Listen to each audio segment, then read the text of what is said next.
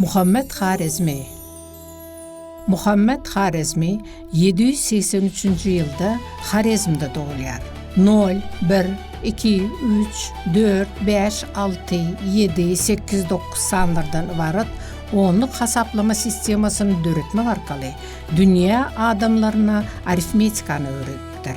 Muhammed Xarezmi algoritmi oylap tapıcı hasaplanyar. Xarezmi Cic eserinde birinci gezek trigonometriya degişli tangens funksiyasını yirizipdir. Yeryüzünün suratını kitabında ilkinci gezek yerin üstünü ekvatordan poluslara tarap kuşaklıklara bölüp 2402 sani geografik noktada häsislendirip bittir. Dünya halklarının en kadimden öz dövrüne çelli tarihini açıp beren ilkinci tarih kitabı eserin dörettir. Arap halifası Mamun 819 yılda Türkistanlı iri alimlerin hatarında Muhammed Xarezmi'ni hem Bağdad'a getirttir.